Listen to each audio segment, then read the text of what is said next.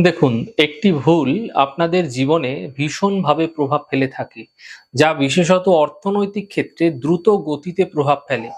দেখুন, আপনারা কমবেশি সকলেই জানেন যে ভগবান গণেশজি একাধারে যেরকম বিঘ্নকর্তা, তিনি কিন্তু বিঘ্নহর্তাও বটে। তার পিঠে থাকে সর্বদা দারিদ্রতার বাস। তার পেছনের দিকটায় দারিদ্রতা ভরপুর রূপে পাওয়া যায়। সামনে কিন্তু সৌভাগ্য এবং সমৃদ্ধি দেখা যায়। সেই কারণে আপনারা আপনার গৃহে যেখানে গণেশজিকে প্রতিষ্ঠা করেছেন, তার পুজো করছেন, তার পেছন দিকটাতে, পিঠের দিকটাতে যেন কোনো রকমভাবে কোনো ঘর না থাকে। তাহলে জানবেন সেই ঘরে, সেই গৃহে সর্বদা কিন্তু আপনাদের ক্ষেত্রে দারিদ্রতা ধীরে, ধীরে বৃদ্ধি পেতে থাকবে।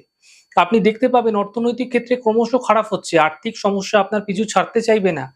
সুতরাং ভগবান গণেশজিকে সেখান থেকে সরিয়ে আপনারা আপনাদের গৃহের ঈশান কোণে অর্থাৎ উত্তর-পূর্ব কোণায় পূর্ব দিকে মুখ মানে পিঠ দিয়ে পশ্চিম দিকে মুখ করে শুভ তিথি থেকে প্রতিষ্ঠা করুন।